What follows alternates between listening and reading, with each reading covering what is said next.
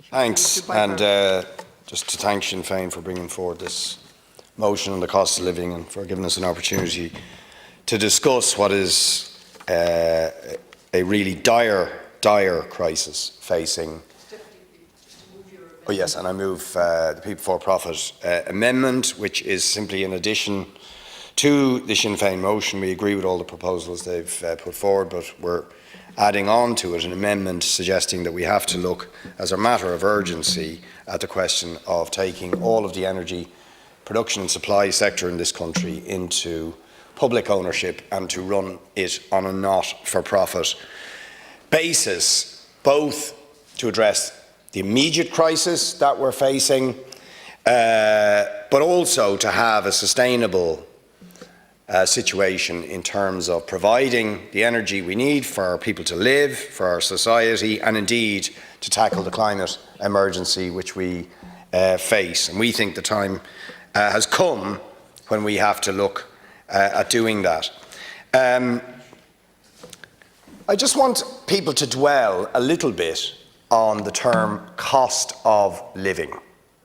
Because if you think about the term cost of living, it is an absolutely disgusting phrase. Think about it. There is a price tag attached to living. There are companies who make money by giving you or not giving you the things that you need to live. And that is considered acceptable. That the things that people need to live, that private-for-profit corporations control those things and have the power not to give them to you or to charge so much for them that you cannot afford them. Things that you need to live. Not discretionary spending, not popping off somewhere for a holiday or going to a very expensive restaurant, but things you need to live.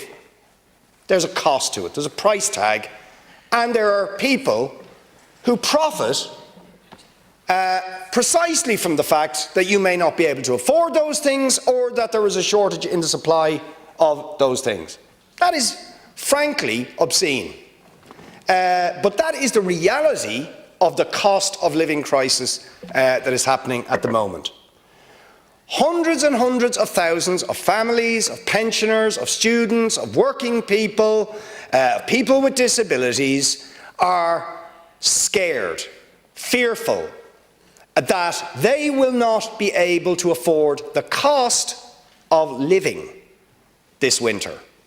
The cost of the things that you need to live, to heat your home, to provide hot water, to put food on the table, to pay your bills, to pay your rent. The things you need to live, you may not be able to afford. What a terrifying prospect. And yet, at the same time that this is taking place, the companies that provide the things that you need to live, that own the resources that you need to live, are enjoying an absolutely bonanza in profits. It is immoral and it is obscene that that could be the case.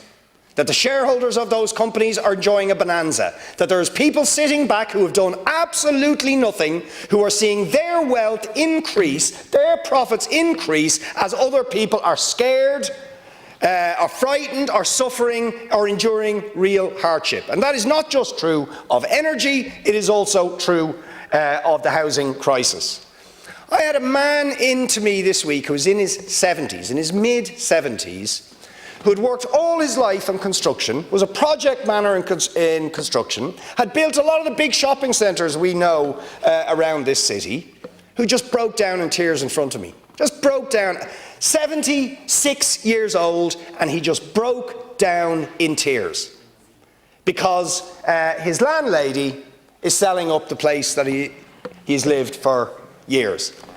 Never on the housing list, so no chance of getting social housing. He'll go on the list, but sure, he hasn't got even the remotest prospect of getting somewhere to live, and there's nowhere out there for him to rent. As he said, as he cried in my office, he said, I paid my taxes all my life, I worked all my life, I never asked for anything, and now I'm facing the prospect of homelessness. What am I supposed to do?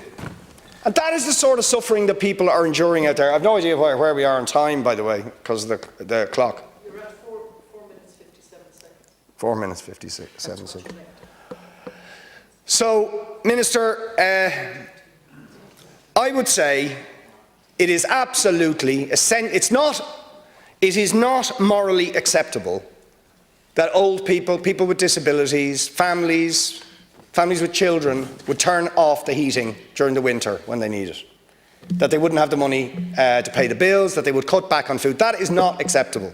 The state has the resources, and the companies that are generating huge profits have the money to sort out this crisis and to shield people from it if there is a willingness on the part of government to use those resources. And to redistribute the profits that are being made to protect the people who are facing that suffering. So it is entirely a political choice of the government to either protect in the first instance the interests of ordinary people or to protect the interests of big corporations.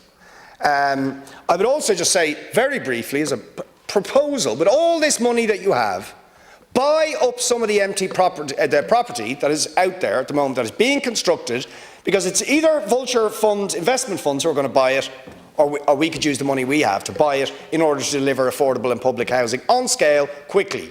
Use that extra money to do so, and you could have it make a serious dent in the housing crisis. I've no idea where we are at time, so I'll just another minute if you want.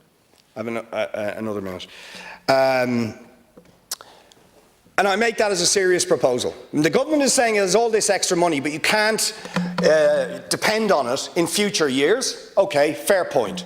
We don't know if the bonanza, although it is worth saying, corporate tax receipts due to go up from 15 to 20 billion this year. That means there's been approximately a 33% increase in profits this year by the corporate sector.